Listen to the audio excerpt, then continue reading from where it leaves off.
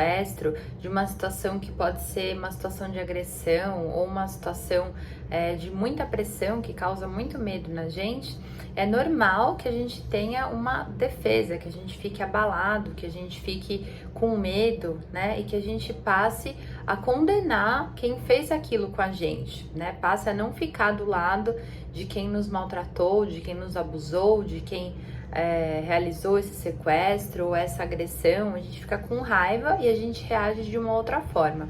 Mas muitas vezes não acontece dessa forma. E é isso que é a síndrome do Estocolmo. Há casos em que a vítima desenvolve um sentimento de carinho, de afeição contra esse agressor, contra esse abuso que ela está passando, e esse estado psicológico do comportamento que ela desenvolve é um estado de também uma defesa psíquica contra aquele agressor. E a esse estado de afeição pelo agressor, nós damos o nome de síndrome de Estocolmo, né? É difícil a gente pensar, entender como que as pessoas desenvolvem essa afeição pelo agressor, já que ele tá fazendo mal para ela, já que não tem nada que faça com que ela sinta essa afeição. Acontece que a síndrome de Estocolmo, ela não é um ato voluntário da pessoa, não é um ato consciente, racional, é um ato inconsciente. Ela geralmente faz isso porque ela quer, submetida a situações, né, de estresse, submetida a muita intimidação, submetida a tensão, agressões e medo, ela passa a ter esse sentimento de empatia e amor pelo agressor como uma forma de se defender dele, né? Essa submissão como uma forma de se defender, só que ela não percebe que ela faz isso, né? Então, o que acontece? Dentro dessas situações de estresse, dentro das situações de abuso, de agressão, de se machucar muito profundamente alguém, de deixar a pessoa retida num local por muitos dias, a pessoa, devido a esse medo, ao estresse, né, essa pressão psicológica da situação, ela desenvolve um instinto de sobrevivência. Ela inconscientemente começa a acreditar que ela precisa acatar todas as regras desse abusador para que ela possa se defender contra ele. Então ela entende que se ela não enfrentar, se ela acatar, se ela permanecer nesses estados de submissão, que o agressor não vai fazer alguma coisa ruim para ela, ou que vai fazer aquela situação ser menos dolorosa possível, né? Então, isso acontece em alguns casos, né? Em casos de sequestros, de assaltos com violência psicológica, com um certo tempo de duração, agressão domiciliar em relacionamentos abusivos e outras situações onde existe uma vítima e existe um agressor.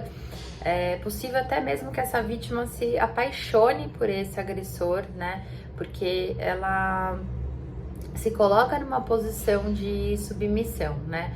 Ela procura criar um ambiente menos aterrorizante para ela e para esse agressor, né?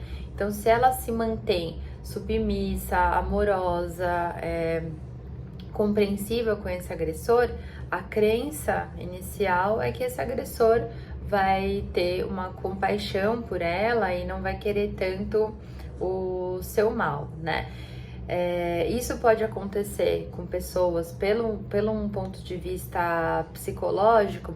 A pessoa ela pode ter algum caráter mais sádico ou masoquista implícito na sua personalidade, e também nessas circunstâncias de abuso desenvolver essa resposta, né? Essa resposta de sentimentos de afeto, sentimentos de apego.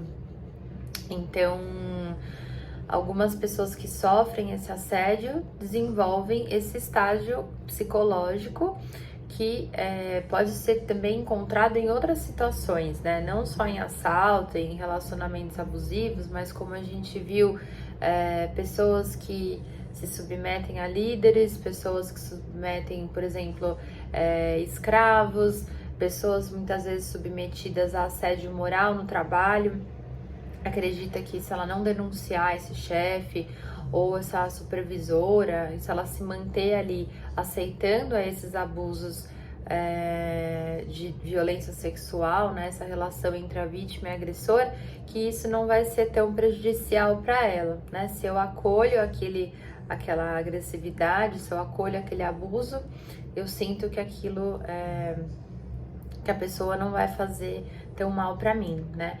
Então, em casos de assaltos, por exemplo, né, nós temos esse caso do Estocolmo, que foi o que deu origem ao nome, mas muitas pessoas, quando elas não são agredidas por esses assaltantes, por esses sequestradores, elas acreditam que elas estão sendo protegidas e aí elas desenvolvem uma defesa psíquica de proteção contra esse agressor, né? Então, em todos esses casos, né, tem características marcantes dessa relação de poder e de submissão, né? Tem ameaça de morte física ou danos físicos e psicológicos por tempos prolongados de intimidação. Essa síndrome, ela teve origem, da onde surgiu essa síndrome de Estocolmo e esse nome, né? No ano de 1973, quando 2 assaltantes invadiram um banco em Estocolmo, que é localizado na Suécia, e mantiveram os reféns por um determinado tempo, né? Por 5 dias ou 6 dias nesse assalto, e após a chegada da polícia, quando os policiais fizeram um procedimento para poder identificar esses assaltantes, né, para poder fazer essa libertação das vítimas, as vítimas não aceitaram a ajuda dessas autoridades, né, e elas usaram o corpo delas como escudo para poder defender esses 2 assaltantes, porque elas acreditaram que por eles não terem feito coisas ruins com eles, não ter agredido eles, foi uma forma de proteção. Então se desenvolve essa proteção com essa pessoa que seria o agressor, né? E isso é tudo inconsciente, né? A vítima, ela não tem consciência do que ela tá fazendo, e por isso mesmo muitas vezes é difícil de identificar, porque o objetivo inicial é, conscientemente, ela proteger a sua integridade, proteger ela mesma. Ela desenvolve uma defesa psíquica em relação a isso. Mas depois que ela entra nesse jogo do assaltante, do sequestrador, do agressor, esse estágio de estresse, esse estágio emocional é tão grande que faz com que ela acredite que se ela tiver um gesto amoroso, um gesto protetor, um gesto cuidador ou gentil com esse agressor, ela facilmente será protegida por ele, né?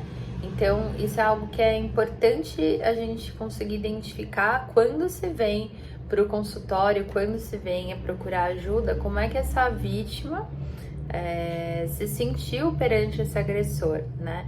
E perceber em quais situações essa síndrome de Estocolmo acontece. Então, uma situação de intimidação prolongada durante um assalto, nós sabemos hoje também que isso acontece em relacionamentos abusivos, que ela traz nesse cenário de estresse físico e de desamparo essa necessidade da vítima olhar e tentar preservar a vida dela, e que nessa preservação ela acaba protegendo esse agressor, ou se apaixonando por ele, né? Então, em situações, por exemplo, de sequestro, né? Como a exposição à vítima, né, é maior, né? Ela fica muito tempo sofrendo esse abuso psicológico, ela passa a criar laços com esse sequestrador dessa forma inconsciente, para poder se proteger, né? Porque assim, concordando com esse agressor, concordando com os abusos que eles estão fazendo, ela acha que o criminoso não vai agredir.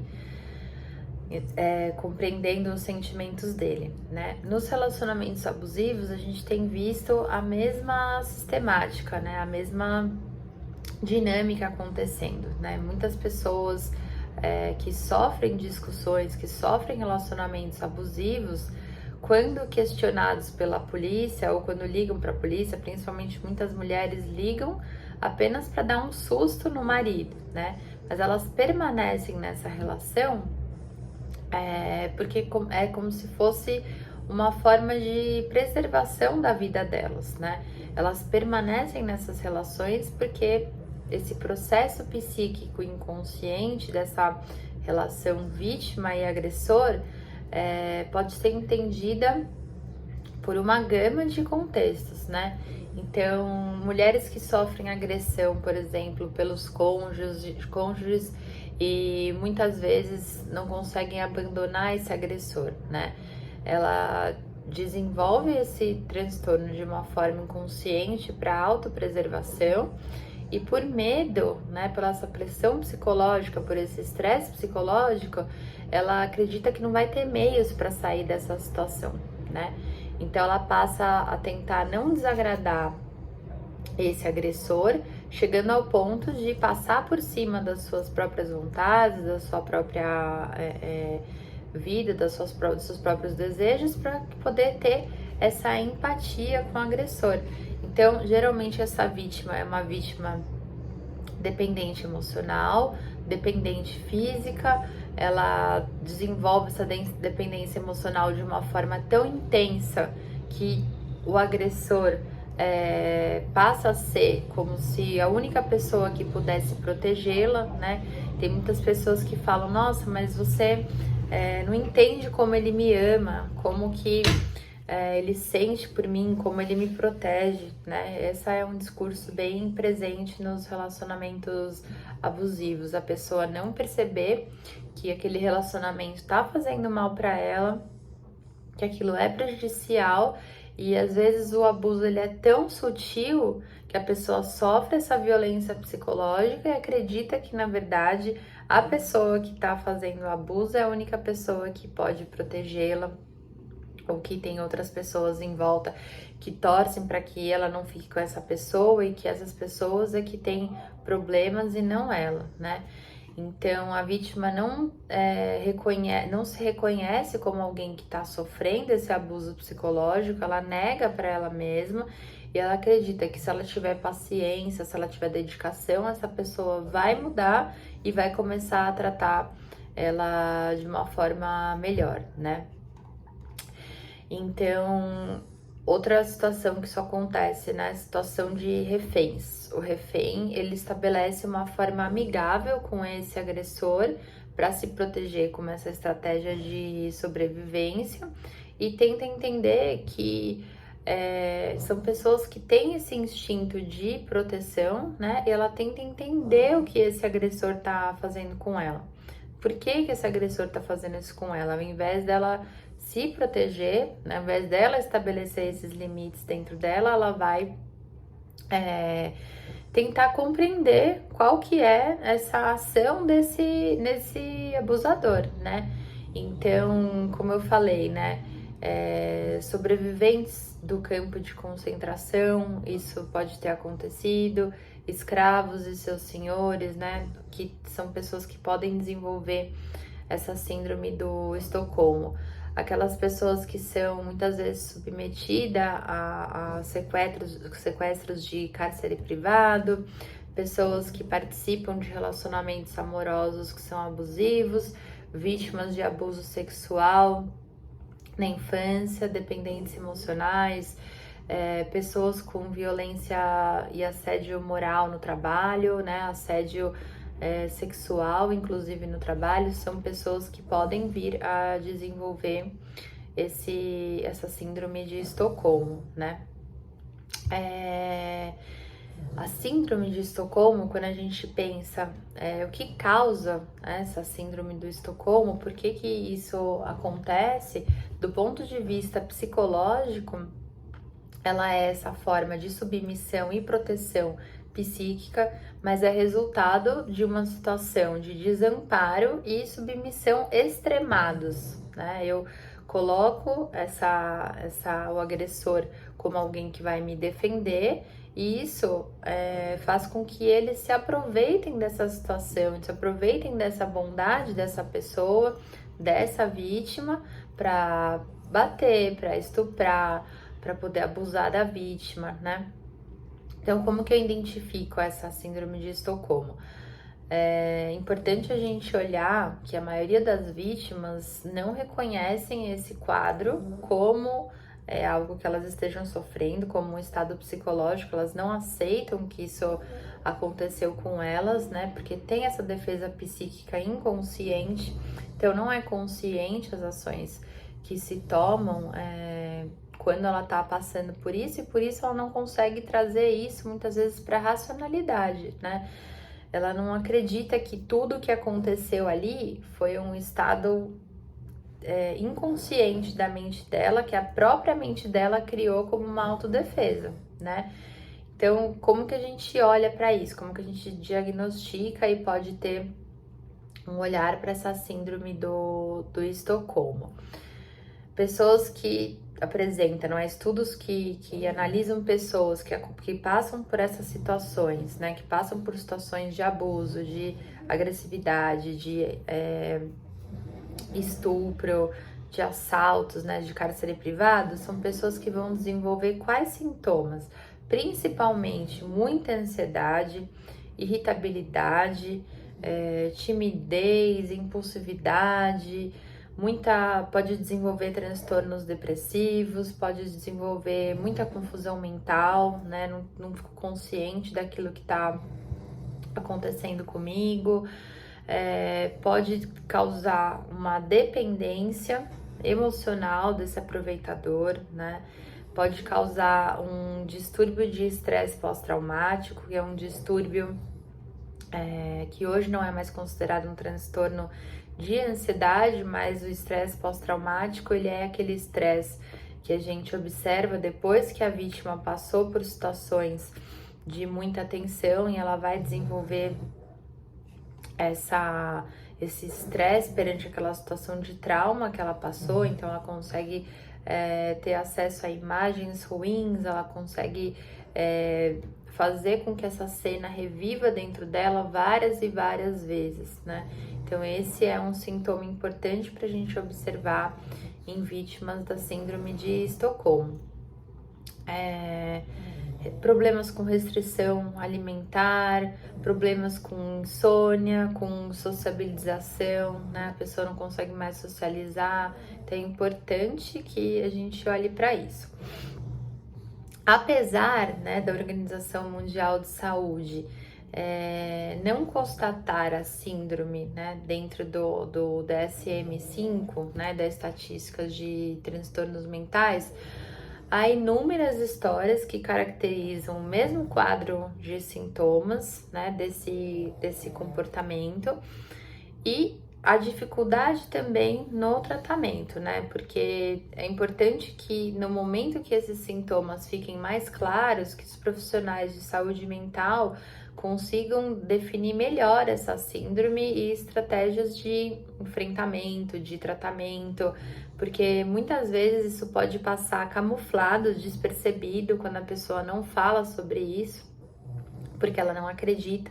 Então tem que mergulhar muito profundamente nesses quadros, porque as pessoas podem estar sofrendo e nem imaginam que isso venha dessa situação, né? O nosso inconsciente, ele é atemporal, ele não compreende tempo, e aquilo que aconteceu com você, que você não tá identificando o que é, da onde vem aquilo, pode ser um grande fator para essa análise, né? Um grande fator para a gente olhar e perceber. Tem muitas pessoas que sofrem assaltos, que passam por relacionamentos abusivos, que passam por situações estressantes, que as machucaram, que paralisaram, e se negam a falar sobre isso, se negam a enxergar que realmente foi isso que elas passaram, né?